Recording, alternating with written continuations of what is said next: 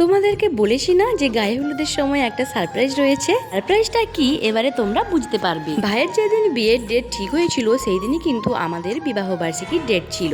তো ভাইয়ের বিয়ে হয়েছিল মার্চের 6 তারিখ 2026 আর আমাদের বিয়ে হয়েছিল মার্চের 6 তারিখ 2020। তোমরা বিয়ের ডেটটা শুনে নিশ্চয়ই বুঝতে পেরেছো যে আমাদের বিবাহিত জীবন কিন্তু 6 বছর পূর্ণ হয়ে গেছে। এই জন্যই কিন্তু ভাইয়ের গায়ে হলুদের স্টেজেই কিন্তু আমাদের কেক কাটা হবে। আর বর্মশাই কিন্তু তাদের ভাইদের কেক কিনে আনার জন্য কিন্তু টাকা দিয়েছিল আর ভাইরা কিন্তু কেক কিনে নিয়ে চলে এসেছে। সব থেকে আমার ভালো লেগেছে এই বছর বিবাহ বার্ষিকীতে আমার সাথে রয়েছে আমার মা, বাবা, ভাই, দিদি ভাই এবং সাথে কিন্তু আমার বেটুও রয়েছে, যাকে নিয়ে কিন্তু আমি কেক কাটি। বছর কিন্তু আমার বিবাহ বার্ষিকী ছোট্ট করে পালন করা হয় এই কেক কাটার মধ্য দিয়ে, কিন্তু এই বছর কিন্তু একটু ভালোই স্পেশাল করে পালন করা হচ্ছে যেহেতু ভাইয়ের বিয়ের ডেটের দিনই আমাদের বিবাহ বার্ষিকী পড়েছে। যাই হোক, এখন কিন্তু আমি বাড়ির সকলকে নিয়ে কিন্তু একটু ফটো তুলে নিচ্ছি।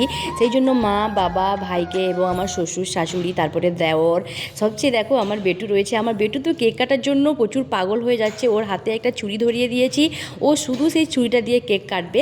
তোমরা পুরো ভিডিওটা দেখতে থাকো, তোমাদেরও আশা করি ভিডিওটা ভালো লাগবে।